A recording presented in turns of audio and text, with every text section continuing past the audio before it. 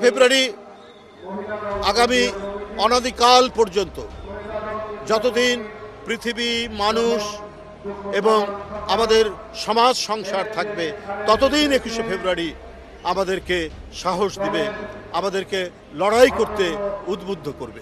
লড়াই করা হচ্ছে আমাদেরকে গণতান্ত্রিক যে ব্যবস্থা, সেই ব্যবস্থার জন্য আমাদেরকে লড়াই করতে হবে। আমরা যাতে আইনের শাসন নিশ্চিত করতে পারি, আমরা যাতে মানবিক সাম্য নিশ্চিত করতে পারি, আমরা যাতে ন্যায় বিচার নিশ্চিত করতে পারি, আমরা যদি সুবৃহৎ গণতন্ত্রের কথা বলি, আমরা যদি গণতন্ত্রের বিরাট প্রসার আমরা দেখতে চাই, তাহলে এই শর্তগুলি আমাদের পূরণ করতে হবে। শুধুমাত্র অবাধ সুষ্ঠু নির্বাচন শুধু নয়, এটা করতে হবে।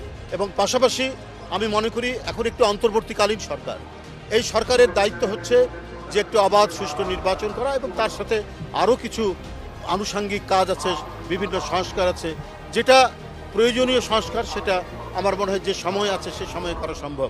কিন্তু জনগণকে আশ্বস্ত করতে হবে যে দেশের জনগণ এবং তরুণ প্রজন্ম আজকে যাদের 18 বছর বয়স, যাদের 21 বছর বয়স, তারা কেউ ভোট দিতে পারেনি। ভোট কি তারা জানে না?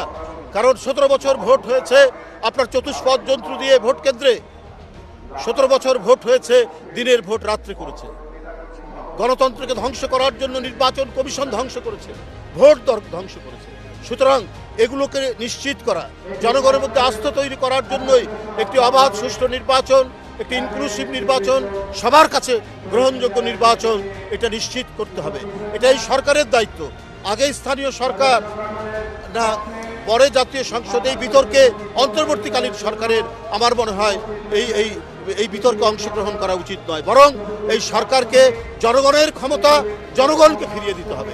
জনগণ তারা নিরপেক্ষ ভোটের মাধ্যমে যে সরকার গঠন করবে, তারাই নির্ধারণ করবে যে স্থানীয় সরকার নির্বাচন বা অন্যান্য কি নির্বাচন, সে নির্বাচন কখন হবে। কেউ আমাদের কিছু নেতা বা কেউ ফেসবুকে বিভিন্ন জায়গায় বক্তৃতায় বলছেন যে আগামী নির্বাচনে বিএনপি ক্ষমতায় আসলে